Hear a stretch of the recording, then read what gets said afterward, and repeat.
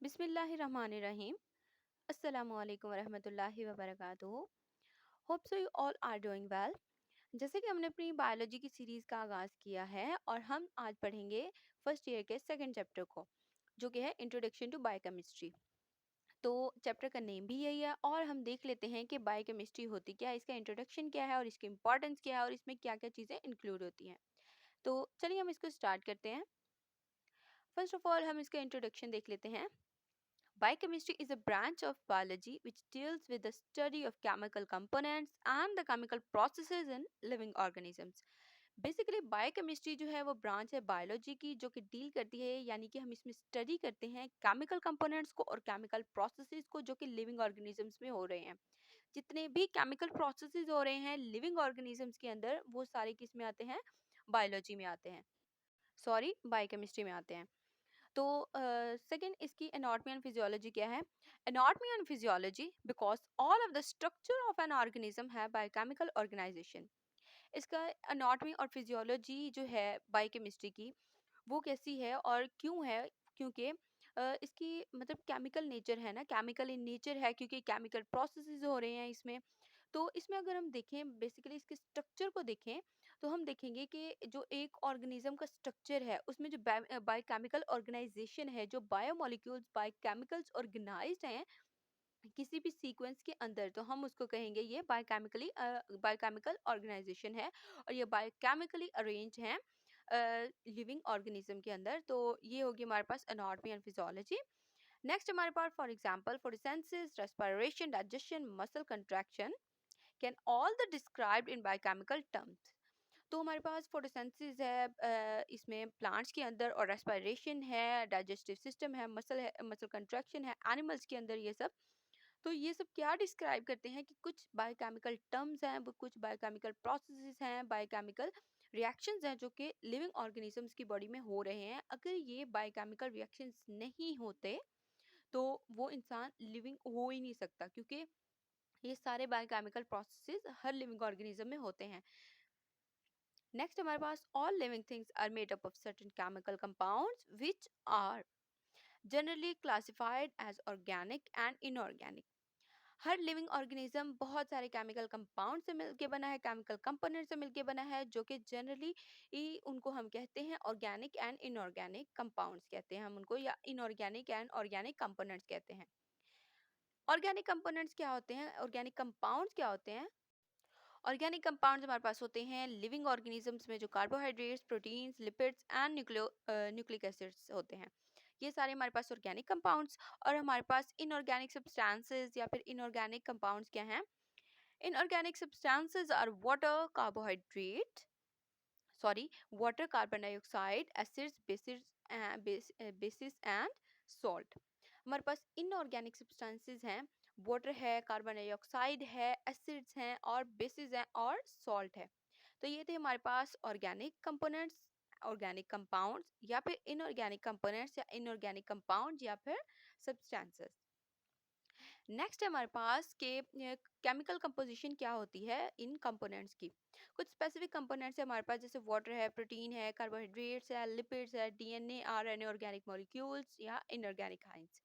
ये सब जो है इनकी जो केमिकल कंपोजिशन है वो कैसी होती है बैक्टीरियल सेल में और मेमिलियन सेल में, कितनी परसेंटेज होती है इसकी?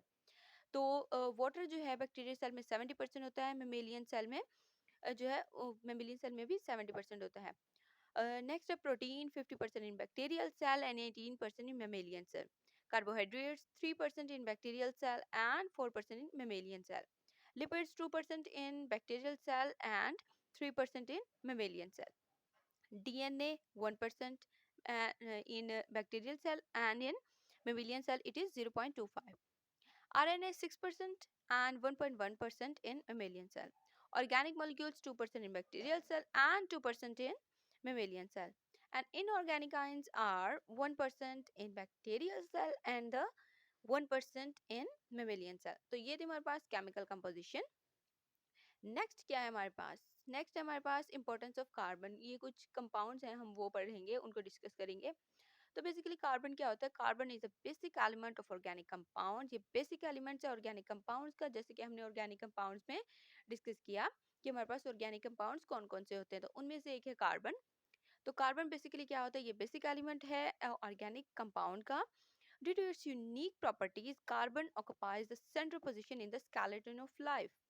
तो इसकी यूनिक प्रॉपर्टीज की वजह से इसमें इसको सेंट्रल पोजीशन हासिल होती है, किसमें, ह्यूमन की लाइफ में, या फिर ह्यूमन में जितने भी केमिकल रिएक्शंस हो रहे हैं वहाँ पे इसकी सेंट्रल पोजीशन है, और ये बेसिक कंपोनेंट है या फिर बेसिक एलिमेंट है। Carbon is tetravalent. Carbon tetravalent होता है। टेट्रावेलेंट का मतलब है इसकी वैलेंसी 4 होती है, कार्बन की वैलेंसी 4 होती है। It can react with many other non elements forming covalent bonds. ये बाकी बहुत सारे एलिमेंट्स के साथ क्या करता है, रिएक्ट करता है और कोवलेंट बॉन्ड्स बनाता है। Tetravalency of carbon atom senses of complicated cellular structures, carbon-carbon bonds from a form a skeleton of organic compounds. Tetravalency जो होती है, जैसे कि हमने पढ़ा कि कार्बन जो है टेट्रावेलेंस है, मतलब 4 हाइड्रोजन इसके साथ अटैच हो सकते हैं। तो इसमें क्या होता है, टेट्रावेलेंसी होती है कार्बन एटम की, और सेंसेस होती है कॉम्प्लिकेटेड सेलुलर स्ट्रक्चर की, और इसके अलावा कार्बन कार्बन बॉन्ड जो है वो मिलके क्या बनाता है, ऑर्गेनिक कंपाउंड का एक स्केलेटन बनाता है। Next हमारे पास when a carbon atom combines with four atoms or radicals, the four bonds are arranged symmetrically in a tetrahedron and result to give a stable configuration. Sorry, यहाँ पे configuration की mistake है। जब carbon atom combine होता है four atoms के साथ या फिर रेडिकल्स के साथ, ये हाइड्रोजन एटम्स भी होते हैं, और मतलब 4 हाइड्रोजन एटम्स के साथ भी अटैच हो सकता है।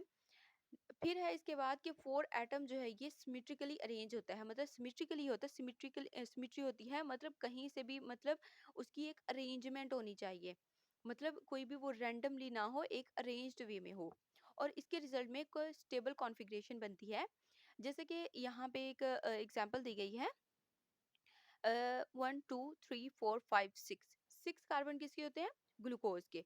ग्लूकोज में 6 कार्बन होते हैं और 12 हाइड्रोजन होते हैं। तो यहाँ पे हमारे पास क्या बनेगा, ये ग्लूकोज का स्ट्रक्चर बनेगा C6H12O6। और ये एक हमारे पास बेंजीन में भी बना हुआ है। बेंजीन के साथ भी, बेंजीन में इसका जो स्ट्रक्चर है, यहाँ पे भी 6 कार्बन है, उसके साथ 6 जो है हाइड्रोजन अटैच्ड है, और ये जो कार्बन और कार्बन के बीच में डबल बॉन्ड होता है ना, ये भी हाइड्रोजन को रिप्रेजेंट करता है। नेक्स्ट हमारे पास इंपॉर्टेंस ऑफ वाटर। वाटर की इंपॉर्टेंस क्या है? What is the medium of life? It is the most abundant compound in all organisms. अच्छा, जैसे कि हमें पता है कि वाटर जो है हमारी लाइफ का बहुत ही इसेंशियल पार्ट है। पानी के बगैर जिंदा रहना बहुत मुश्किल है, मुश्किल ही नहीं, नामुमकिन है। मतलब पानी के बगैर सर्वाइवल कुछ दिन तक तो हो सकता है, लेकिन एक पॉइंट आता है, एक स्टेज आती है जब वो लेवल भी खत्म हो जाता है। तो ये मोस्ट अबेंडेंट कंपाउंड है तमाम लिविंग ऑर्गेनिजम्स का, जितने भी ऑर्गेनिजम्स हैं उन सब के लिए है, सिर्फ मतलब उन सब के लिए है, लिविंग ऑर्गेनिज्म के लिए। It varies 65 to 89% in different organisms. ये बहुत सारे ऑर्गेनिजम्स में डिफरेंट परसेंटेजेस में पाया जाता है। जैसे कि कुछ में 65% होता है, कि कुछ में 89 होता है, कुछ में इनके बीच का जो ड्यूरेशन होता है उस उतनी परसेंटेज होती है उसकी, डिफरेंट ऑर्गेनिजम्स में। Human tissues contain about 20% water in bone cells and 85% in brain cells. अगर हम इसका एस्टिमेट लगाएं कि 100% अगर वाटर है, मतलब 100% तो नहीं होता, लेकिन एक स्पेसिफिक रेंज जो है ह्यूमंस के अंदर, उसको अगर हम ले लें, जैसे हम 70% ले लेते हैं वाटर का, तो उसमें क्या होगा, 70% ले तो लिया हमने ओवरऑल, लेकिन उस 70% को अगर हम कंसीडर कर ले 100%, तो उस 100% में से 20% जो है वाटर वो बोन सेल्स में होता है, और रिमेनिंग 85% ब्रेन सेल्स में होता है। Almost all reactions of a cell occur in the presence of water. जितने भी केमिकल रिएक्शंस होते हैं, केमिकल प्रोसेस होते हैं, और जितनी भी लिविंग ऑर्गेनिजम्स की लाइफ एग्जिस्ट कर रही है, वो सारी की सारी बेस कर रही है वाटर के ऊपर, और सारी रिएक्शंस बेस करते हैं वाटर के ऊपर। It also take part in many biochemical reactions such as hydrolysis of macromolecules. और इसके अलावा सिर्फ केमिकल रिएक्शंस में ही नहीं, ये बायोकेमिकल रिएक्शंस में भी होता है। जैसे कि हाइड्रोलिसिस होती है मैक्रोमोलिक्यूल्स की, हाइड्रोलिसिस होता है कि ब्रेक डाउन होना, हाइड्रोजन की ब्रेक डाउन होना, मतलब मैक्रोमोलिक्यूल्स जो है हमारे पास, बड़े मॉलिक्यूल्स जो होते हैं उनमें जो हाइड्रोजन की ब्रेक डाउन होती है या फिर उनकी में जो बड़े मॉलिक्यूल्स की ब्रेक डाउन होती है, वो भी किसकी वजह से होती है? वाटर की वजह से होती है। It is also use as a raw material in photosynthesis, ये फोटोसिंथेसिस के प्रोसेस में एज अ रॉ मटेरियल भी यूज होता है। क्योंकि जब फोटोसिंथेसिस का प्रोसेस होता है प्लांट्स के अंदर, तब उसके साथ कार्बन के साथ साथ कार्बन डाइऑक्साइड के साथ साथ हमारे पास वाटर भी बनता है, सॉरी ग्लूकोज के साथ साथ हमारे पास वाटर भी बनता है एज एन वेस्ट मटेरियल भी कह सकते हैं, एज एन रॉ मटेरियल भी कह सकते हैं, एज एन एक्स्ट्रा मटेरियल भी कह सकते हैं हम लोग।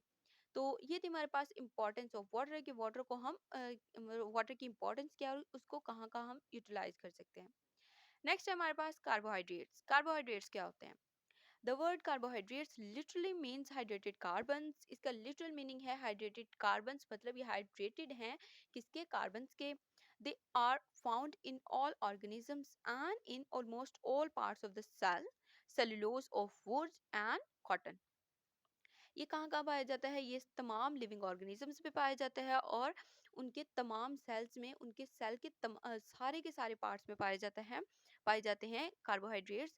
जैसे कि एग्जांपल ले लें अगर हम, कि सेलुलोज होती है वुड की, वुड का जो सेलुलोज होता है, और कॉटन होती है, और स्टार्च होती है जो कि सीरियल्स में होती है, या फिर रूट ट्यूबर्स होते हैं, केन शुगर होती है, मिल्क शुगर होते हैं। ये सारी की सारी एग्जांपल हैं कि इनमें कार्बोहाइड्रेट्स होते हैं, और इन्हीं से लिविंग ऑर्गेनिजम्स जो हैं कार्बोहाइड्रेट्स लेते हैं, और अपनी कार्बोहाइड्रेट्स की जो भी उनकी डेफिशिएंसी है या जो भी उनकी रिमेनिंग परसेंटेज है उसको पूरा करते हैं। कार्बोहाइड्रेट्स का जनरल फॉर्मूला है CxH2O इंटू वाई। ये इसका जनरल फॉर्मूला है और ये बहुत इंपॉर्टेंट है, ये एमसीक्यूज में भी पूछा जा सकता है, तो इसको याद रखिएगा। नेक्स्ट है हाइड्रोलिसिस यील्ड पॉलीहाइड्रोक्सी एल्डिहाइड और कीटोन सबयूनिट्स। ये हाइड्रोलिसिस करता है किसकी? हाइड्रोलिसिस का कैसे हमने पढ़ा कि ब्रेक डाउन होती है, और किसकी ब्रेक डाउन होती है? पॉलीहाइड्रोक्सी एल्डिहाइड और कीटोन सबयूनिट्स। हमारे पास एल्डिहाइड और पॉलीहाइड्रोक्सी एल्डिहाइड और कीटोन होते हैं, हमारे पास स्पेसिफिक सब यूनिट्स होते हैं जिनकी ब्रेकडाउन होती है। नेक्स्ट हमारे पास carbohydrates occur abundantly in living organisms. ये बहुत ज़्यादा मिकदार में लिविंग ऑर्गेनिजम्स में पाए जाते हैं। And paper starch present in cereals, root tubers, cane sugar and milk sugar are all the example of carbohydrates। और इसके अलावा पेपर स्टार्च होती है जो कि किस में होती है? सीरियल्स में होती है, रूट ट्यूबर्स जो होते हैं, और केन शुगर होती है, मिल्क शुगर होती है। ये सारी की सारी एग्जांपल्स जितनी भी हमने पढ़ी ये होती हैं कार्बोहाइड्रेट्स की। इनसे लिविंग ऑर्गेनिजम्स कार्बोहाइड्रेट्स की अपनी जो भी रिक्वायरमेंट होती है उसको पूरा करते हैं। Carbohydrates play both structural and functional roles. ये स्ट्रक्चर में भी अपना रोल प्ले करता है और इसके साथ साथ फंक्शनल रोल भी प्ले करता है। मेन सोर्स ऑफ एनर्जी जो है सेल के अंदर वो क्या है? कार्बोहाइड्रेट्स है।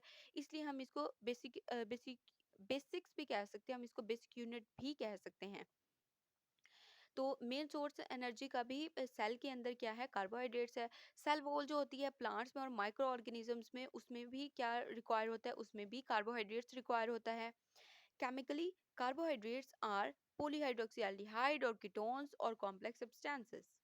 केमिकली अगर हम इनको देखें, कार्बोहाइड्रेट्स क्या होते हैं? पॉलीहाइड्रोक्सीएल्डिहाइड्स होते हैं और कीटोन्स होते हैं और कॉम्प्लेक्स सब्सटेंसेस होते हैं। Hydrolysis involves the breakdown of large molecules into smaller ones utilizing water molecules.